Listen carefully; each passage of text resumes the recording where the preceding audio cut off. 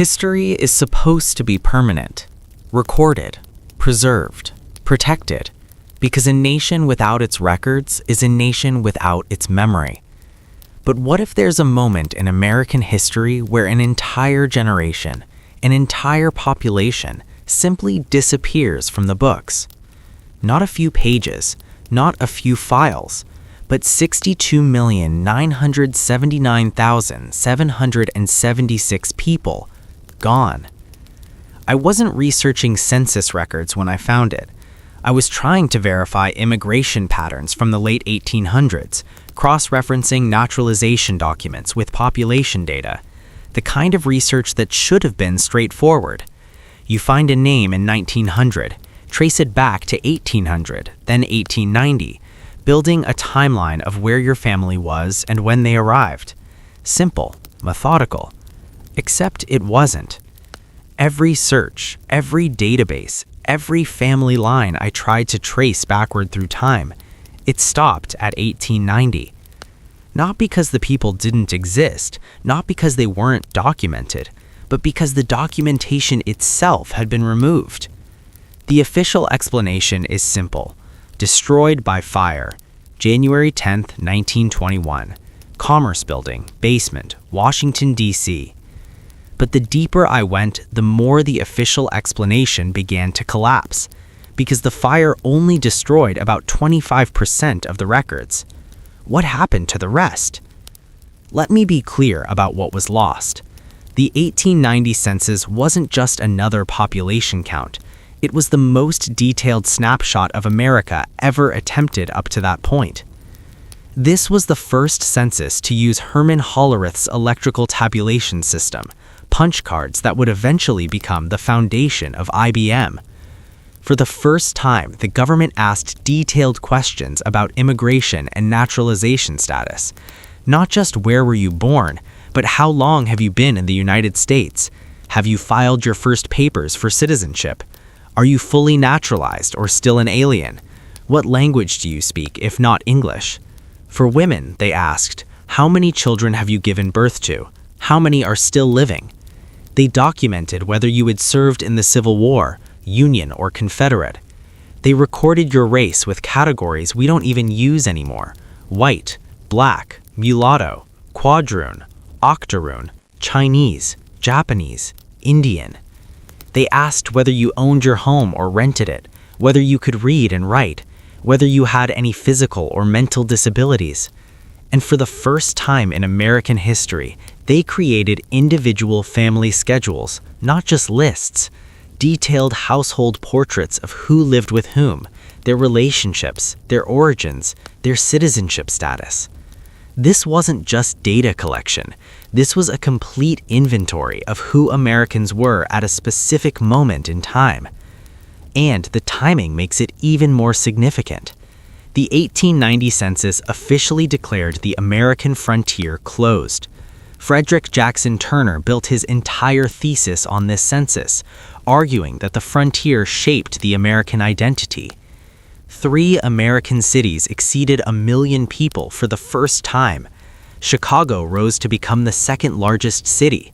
Foreign-born residents made up 14.8% of the population, the highest percentage in history. Ellis Island opened just 18 months later.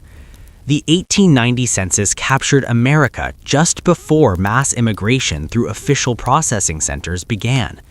It documented who was already here, where they came from, how long they had been present, and whether they had become citizens. This was the baseline, the starting point, the record of the old America before the new America arrived. And it was destroyed. Here's what actually happened on January 10, 1921. Around 5 p.m., most employees had gone home. The building was quiet. A building fireman, James Foster, noticed smoke coming through openings around pipes in the basement. He didn't see flames, just smoke. He reported it. The response was immediate. Firefighters chopped over a dozen holes in the first floor, flooded the basement with 20 streams of water. By 9:45 p.m., the fire was extinguished. But then something strange happened. No immediate salvage efforts, No emergency recovery protocols, no sense of urgency about the waterlogged records. They just left. The next morning, it was an archivist's nightmare. Ankle-deep water covered records in many areas. And here's the detail that still bothers me. The basement had a fireproof vault. 1880 census was inside. 2010 census was inside. 1890 census? Stacked outside the vault on pine shelves in an unlocked file room next to the boiler room and a carpenter shop. First in the path of the firemen. Damage reports varied.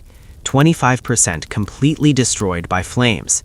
Another 50% damaged by water and smoke. Approximately 38% undamaged. Millions of records that could have survived. What happened to them? They sat in piles for months, then moved to a temporary warehouse, then back to the census building, then into storage, deteriorating for over a decade. Historians and genealogists wrote letters begging for preservation. The National Genealogical Society petitioned Congress. The Daughters of the Revolution protested formally. Responses were always the same: denial of any planned destruction, calls for an archives building to be funded, assurances that the records would be protected. For 12 years, this continued.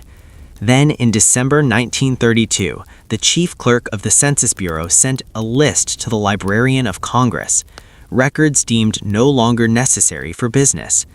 Item 22, Schedules, Population 1890, Original. The librarian identified none to retain. The list was forwarded to Congress. February 20th, 1933, Hoover lays cornerstone for National Archives. February 21st, 1933, Congress authorizes destruction of the 1890 census. By 1934, final destruction executed over internal objection. Out of 63 million Americans, only 6,160 names survive. The pattern repeats with unsettling precision. 1890 census documents entire population at a pivotal moment. 1890, frontier officially declared closed.